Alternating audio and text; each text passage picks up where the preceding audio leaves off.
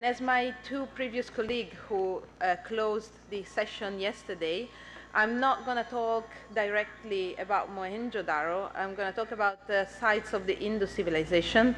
But what I want you to keep in mind is that everything I'm saying today can be applied to Mohenjo-Daro as well. And actually, it would be an honor to be working on this material from Mohenjo-Daro. I'm going to talk about a material that is very abundant in archaeological sites, but sometimes overlooked. I'm going to talk about fuel. And why am I going to talk about fuel? Because fuel is the main component of fire, and fire is something that has provided sustenance and has made living condition possible for people since its discovery, and it's always been present throughout human history. If you think about it, we use fire for many different reasons: for cooking, for heating, providing light, but also for rituals and for industrial production, you know, like bead production, which is, beads are like very common in Indus sites, or for metalworking, for pottery cooking, you know. So we use fire in many different activities. And what I really wanted to explore with my work was, can we see differences in the use of fuel depending on what this activity, what the activity that's carried out is? And can we see changes in the use of fuel that mirrors maybe changes in the environment, or changes in the climate, or just changes in how people use this resource? Because what goes into a fire, what makes a fuel of a fire, it's not only a matter of what's available around. I mean, of course, people will use what is available. They cannot fabricate it if they don't have it. So fuel will mirror the environmental condition of in which the site developed and the people lived. But fuel and fire have also some social meaning. So there are much more reasons to choose a type of fuel than just the environment and climate. So I became by kind of reflecting on how people relate to their environment and to this resource. And there are kind of two main ways. The first one is a stable use of resource. So if, you know, to speak in modern terms, a sustainable use of the natural resources that grows around the site. And when that happens, you know, the system is stable, people keep using the resources have time to regenerate, and we see a sort of continuity in the use of these kind of resources.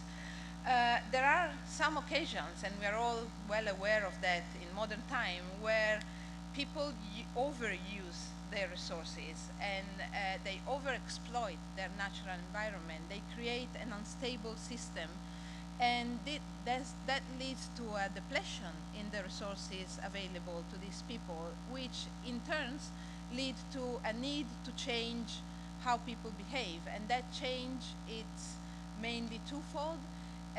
Either they change the resources that they're using, so they move to alternative resources, or they move away from the place where they are. When the situation became so unstable that, you know, people cannot really deal with this overexploitation and have no way of living in the same environment where they've been living, they need to change, if they can, to move away and move to a new zone with better resources.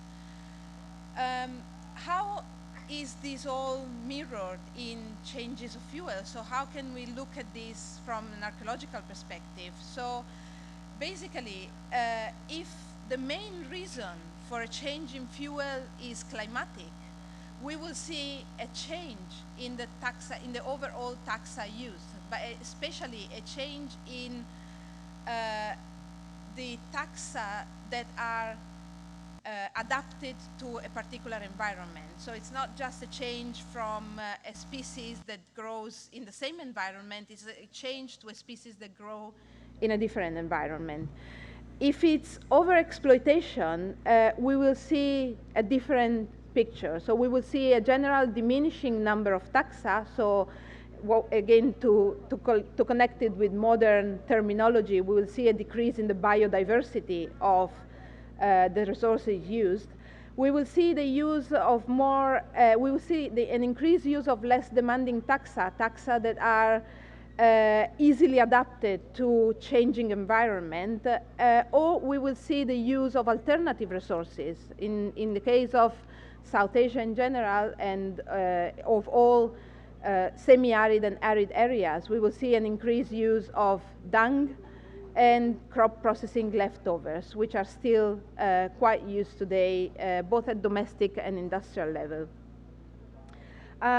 I've realized yesterday, looking at this, that I've missed one big point in this schema, and I'll have to change it. And it's, what do we see if the change in fuel is just related to changing social practices, to changing people, preferences in the use of fuel? Well, we will see again probably a change of taxa, but not necessarily to taxa adapted to different environment. It might just be a change in taxa adapted to the same environment, or we might see a mix of change of taxa and use of alternative resources. That's a little bit what is missing from this schema. And how do we look at fuel? How do we we try to begin to understand what might have gone into protohistoric hearts? Well, ethnology, ethnoarchaeology can help us in this.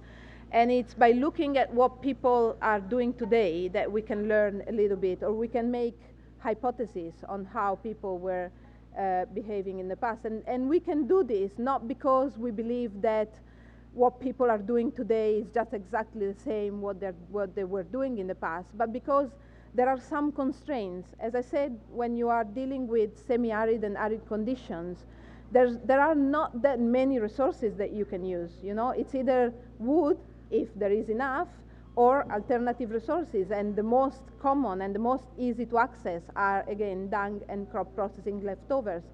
So these are the material that might have entered into the fuel in the past as well. And so, wood is kind of easy to recognize in archaeological context. You just find pieces of charcoal, and that's, wood. What about dung cakes and crop processing leftover? These are not materials that preserve macroscopically in archaeological sites. So the first stage of this research was to build a methodology that allowed me to actually recognize these materials in the archaeological record. So, as I said, wood is wood. There's a discipline called anthracology that's well established, and you can study, the pieces of charcoal, reconstruct what species of wood this charcoal came from, and that's easy. You have the tree, you have its characteristics and its environmental constraints, and from then you can start reconstructing the environment and the use of fuel resource. Dung is normally composed of two components in terms of the plant remains, okay? One is fodder, so what the animal was eating, whether it was grazing, browsing, whether it was fed, and the other one is some input that people can put in while while producing the dung cake. So extra chaff, straw, again, crop processing leftovers. And how can we look at that archaeologically? Well, there are some microscopic plant remains and soil chemical analysis that can help us. And normally, what I found is that it's actually a combination of the three that gives us the answer, not just one of them. So, to come to the archaeology, I've studied samples coming from 4 archaeological sites throughout the Indus Valley, looking at one cultural phase. I just looked at period 3, let's say, the integration era, the urban, Harappan, urban side of the Indus civilization, whatever you want to call it. And I studied four very different sites, material from four different sites in white, if you can see them. So one is Harappa, which is kind of at the, not the northernmost, but towards the north of the borders of the Indus civilization. And it's a big urban center, you know, very busy and complex. And then I studied two other sites in Gujarat, Shikarpur and Kammer. You've heard about Shikarpur yesterday from Brad. Again, you know, more data on Shikarpur. Those are two medium-sized town. Kanmer is a stone-walled town, and Shikarpur a mud-brick-walled town, but still, you know, complex site. And then the fourth is Alamgirpur in Uttar Pradesh, which is at the easternmost border of the expansion of the Indus civilization. And it's a very small village, no walls, probably an agricultural production center for that part of the Indus civilization. I don't have time to actually focus in depth on all four sites, so I'm just going to talk a little bit in depth about Harappa and then quickly about the other four sites. So the situation at Harappa, first charcoal. People were exploiting the resources that had nearby, of course, so all the semi-arid and arid vegetation, that's the dry thorn scrubland. Okay, this one. They were obviously exploiting the riverine environment, you know, all the species that grows along the river. But what is interesting and what I really want to stress here is that they were exploiting quite a lot species coming from the Himalaya. So pine, cedar, oak. There is quite a good concentration of these plants in the charcoal samples at Harappa, and mostly not in the fireplaces. It's mostly on the floors.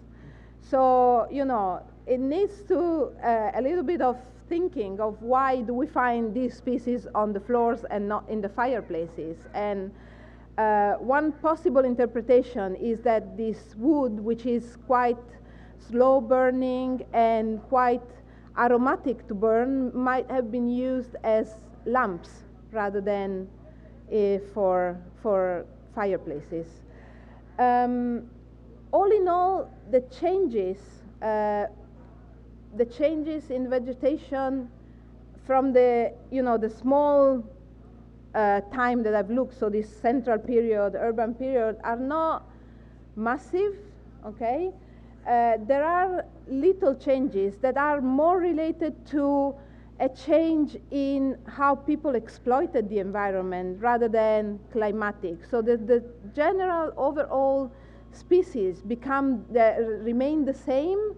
You know, there's just a little bit of increase in the use of riverine species, which to me means that they needed to relate more and to rely more on the trees that were growing where there was more water, okay, rather than on the semi-arid vegetation. And that's really clear in this bottom graph where, you know, this peak of tamarisks, which grows well in dry soils but prefers to grow where there's enough moisture. So in terms of the first question, okay, how people related to natural resources, to the vegetation around the site, we can see that there are no major changes during the, you know, one single period. So I'm not talking about very long time frame. What about the differential use of fuel in different fireplaces? These are the results of phytoliths analysis, okay? And I'm not going to go too much into detail, but what I want you to concentrate on is on the green part of these pies. So the green is wood, or is what phytoliths tell us that it's wood, and the rest is just grasses. So keep in mind that wood produces 8 times less phytoliths than grasses. What does this mean? This means that fireplace 26 is basically just wood, okay? Because the input, the signature of wood is so high that it's definitely the main component of this fireplace. 20111 and 20121 on the top, that's mainly grass. And this is actually the signature of dung.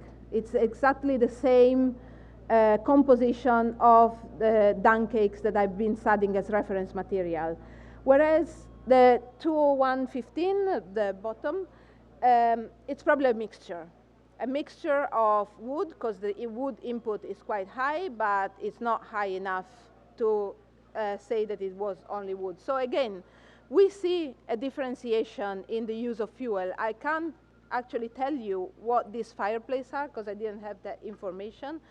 But, you know, as I was saying, a confirmation comes from the integration of different proxies. So the two fireplaces where you had mainly wood and a mixture of wood and other fuel, they cluster outside the cluster of modern dung ash, whereas the two fireplaces that I said had the exact signature of dung, they cluster together with the dung ash that I studied as reference collection. So all the information comes together to actually prove